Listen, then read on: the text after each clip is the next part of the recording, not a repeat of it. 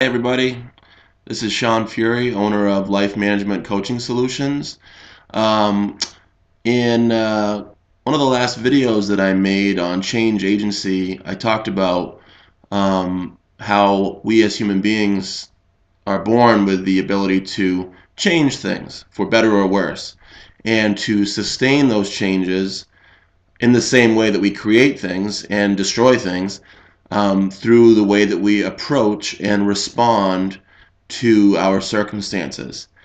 And that would include the way I treat myself, the way I treat others, the way I treat the environment, the way I relate to those things throughout time, right?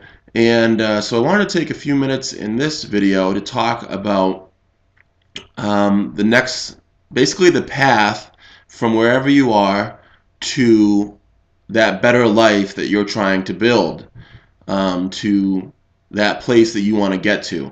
Whether you're trying to um, win a bodybuilding competition, or you're trying to maintain sobriety, maybe you're trying to be a better parent, right? Maybe you're trying to break a pattern of abuse and neglect that you experienced as a child. Um, Maybe you're trying to learn how to stand up for yourself and to protect yourself and others from a bully, right? Maybe you're a school teacher who wants to know how to help your students to change the culture of your school environment. Um, Whatever your situation, the it's the same map, right? You determine what the form of your life looks like, but the structure of the good life is the same for everybody. It has common elements, regardless of your ethnicity or national identity or sexual orientation or your religious affiliation. Um, that's why it's a human universal. Anyone can have it if they know how to create it, right?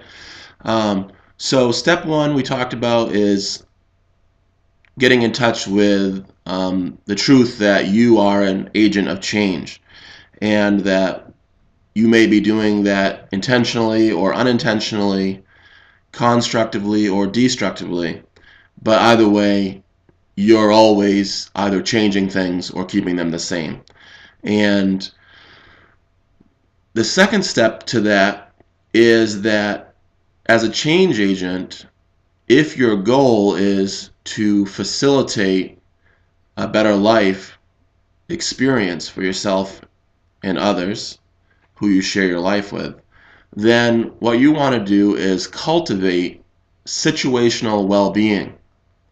And what that means to those of us at Life Management Training Center, Life Management Coaching Solutions, is you want to facilitate the experience of safety in your home and work environments and in the public environments that you might be in. Um, you want to experience safety for those of you involved. And that means more than just physical safety. It also means emotional and psychological safety, in addition to sexual safety, and you might even add spiritual safety, right?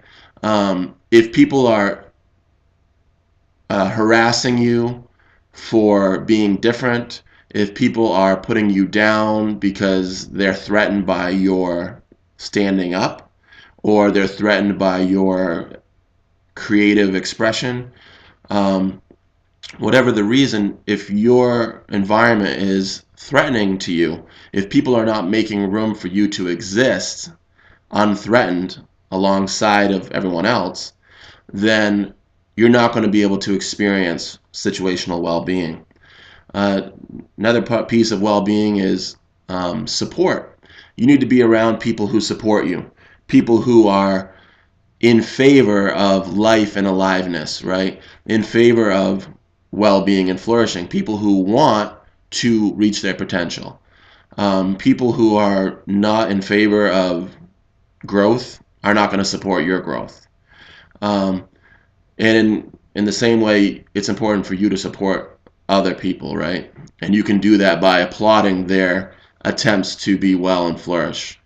Applaud them when you see a sign of well-being and when people make good choices, right? Let them know that you appreciate it.